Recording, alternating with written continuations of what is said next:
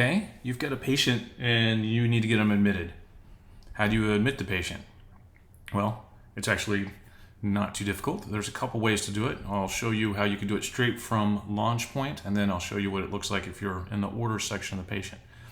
So here's this major trauma patient. If we need to get them admitted, what you can do is you can right click, and here is a request for admit. You can click that. And this dialog box will pop up, and you can see that there is a white X with a blue circle around it. This means that there are additional orders that you need to put in, and we'll look at that when I show you on the other side of doing it straight from the patient orders. But once you fill in those, that places the admit request. So again, right click and select a request for admit.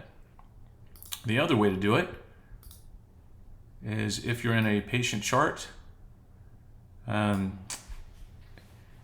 I've not created my favorites for the orders, but an admit or discharge order would be probably one to make a favorite. But you can come over here to search and put admit, and there is request for admit. You click that, and it puts it in the order tray. The other way that we showed just on launch point, it opens the order for you to sign and fill out. But here, when you do it in the patient chart directly, you have to hit the order tray to open that up. Here's the request for admit. We need to modify details. And here's where it's got that same white X with the blue circle. You click it, and then you need to select, all right, is it med-surg? What are the services required? Do they need cardiac monitoring and isolation? So anything that's bolded with the little asterisk is required.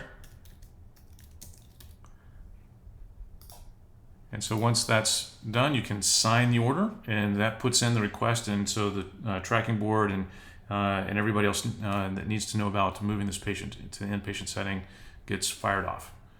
And that's it. That's how you get a patient admitted.